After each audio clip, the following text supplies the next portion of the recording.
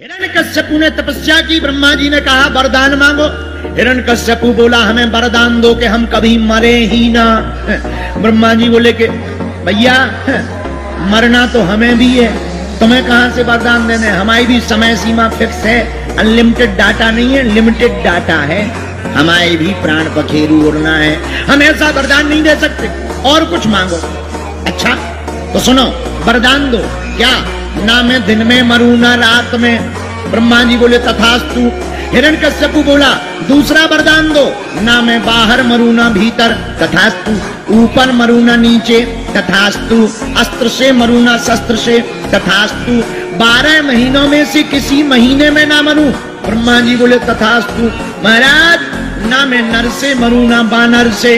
ब्रह्मा जी बोले तथास्तु। बस कर भैया, वरदान ही मांगता रहेगा क्या? बस महाराज बहुत है, अब हो गए, वरदान मांग लिए। इसने सोचा अब हमें तो मरना ही नहीं है, क्योंकि ना भीतर मरना ना बाहर, ना ऊपर मरना है ना नीचे, ना अस्त्र से मरना है ना शस्त्र से, ना 12 महीनों में से किसी महीने में मरना है, ना हमको नर से मरना है, ना जानवर से, ना बानर से। अब हमें कौन मार सकता है? भगवान बन गया। कई बार ऐसा अभिमान बहुत लोगों को आ जाता है, लेकिन भगवान भी बहुत खतरनाक है, ऐसे लोगों को बीच बीच में ठिकाने लगाते रहते। हिरण्यकश्यपु को अभिमान आ गया, अरे हमें कोई नहीं मार सकता है, हमारे पास वरदान है, वरदान। लेकिन भक्त प्रहलाद हिरण्यकश्यपु के घर पर प्रकट हुए। कयादु नंदन प्रहलाद जी प्रकट भये। उन्होंने भगवान की तपस्या की। आहा और बचपन काल से ही उनको तो जन्मजात एक ग्रह लगा, कृष्ण नाम रूपी ग्रह लगा। थोड़े बड़े भय। हिरण्यकश्यपु ने कहा पढ़ने जाओ। पढ़ने गए। एक गुरुकुलम में नाम लिखवाया। 2 गुरुजी रहते थे, एक का नाम संडा, दूसरे का नाम अमर्क। संडा अमर्क नाम के गुरुजी के पास में विद्या अध्ययन करने को गए। हिरण्यकश्यपु ने कहा गुरुजनों हमारे बालक को कूटनीति पढ़ाना, राजनीति पढ़ाना। पर प्रहलाद जी तो पेट से ही पढ़े पढ़ाए निकले हैं। गुरुजी समझाते हैं बेटा तुम्हारे पिताजी भगवान हैं।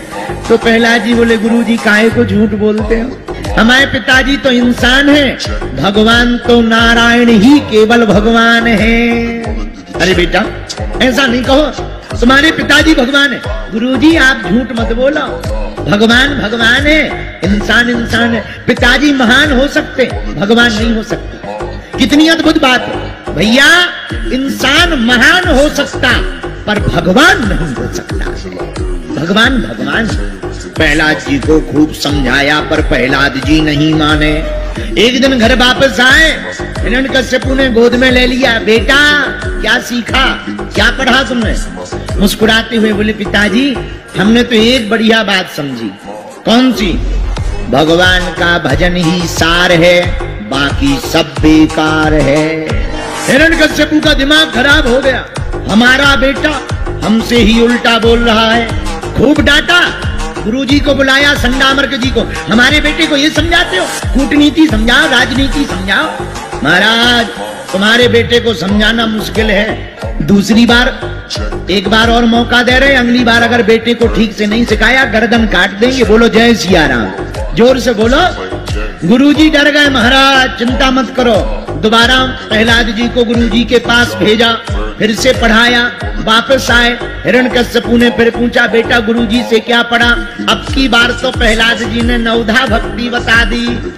नवधा भक्ति को बता दिया। पिता की आंखें लाल हो गई, हिरण्यकश्यपु नाराज हो गया, मार डालेंगे।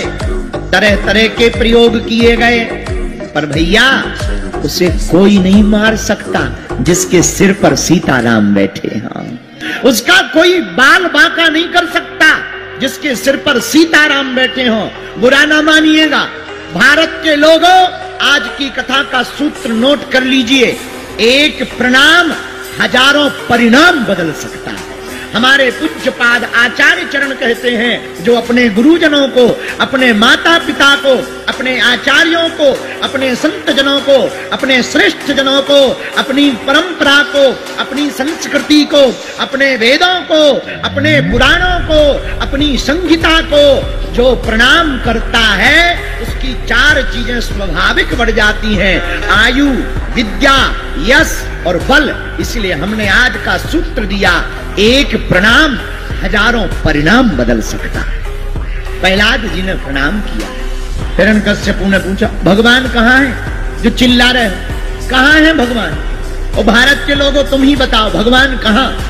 कोई हमसे पूछे, गुरुजी आप बताओ भगवान कहाँ? जहां भक्त कहते यहाँ, वही भगवान प्रकट है। हिरण्यकश्यप ने प्रहलाद जी को खंबे से बांध दिया।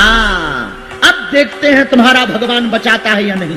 बुरा न मानिएगा मेरे प्रियजनों, जिसका भगवान पर आधा आधा भरोसा होता है उसकी लुटिया डूब जाती है। जिसका 50-50 भरोसा होता ना, उसकी लुटिया डूब जाती है। और जिसका अटूट भरोसा होता है उसकी डूबती नाव भी पार हो जाती है।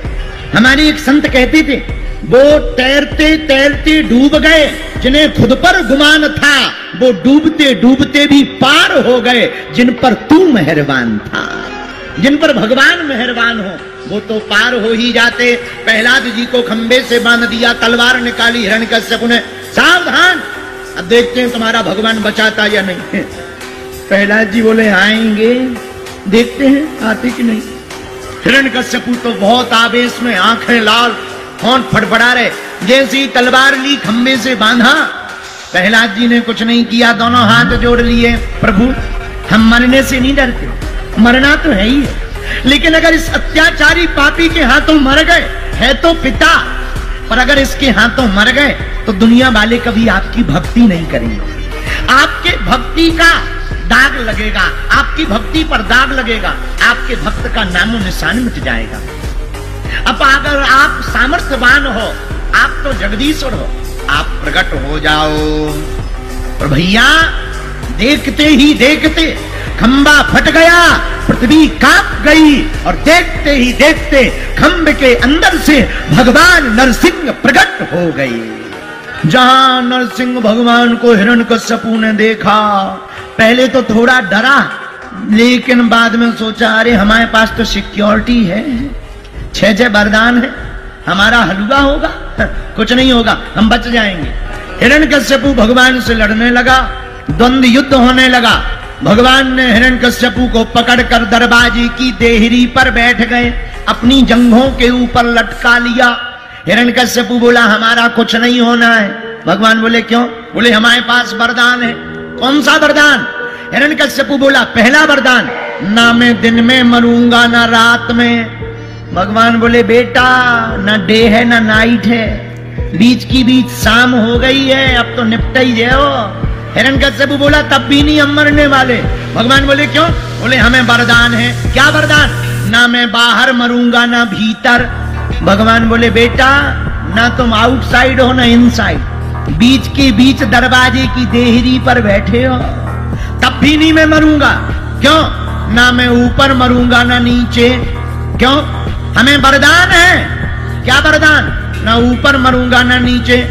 भगवान बोले, बेटा ना तुम ऊपर हो ना नीचे, बीच की बीच लिफ्ट पे टंगे हो हमारी जांघों पर, तब भी नहीं मैं मरूंगा। क्यों?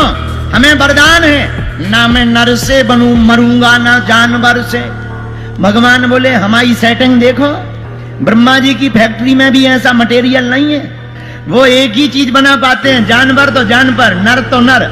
अपनी देखो कोरियोग्राफी क्या गजब की है, आधे सिंह हूं आधा नर हूं, इसलिए लोग मुझको कहते ही नरसिंह हैं। बोला, तब भी नहीं मरूंगा। क्यों? हमें वरदान है, 12 महीनों में से किसी महीने में नहीं मरूंगा। भगवान मुस्कुराकर बोले, 13वां महीना स्पेशल तुम्हारे लिए अभी अभी न्यू लॉन्च करके आए हैं, ये तुम्हारे लिए ही बनाया है, अधिक मास का महीना, लौन का महीना। तब समझ गए मृत्यु तय है। और नरसिंह भगवान ने अपने दोनों हाथों के नाखूनों से हिरण्यकश्यप के उदर को विलीन कर दिया। वध कर दिया। बोलो वृंदावन बिहारी लाल की, नरसिंह भगवान की।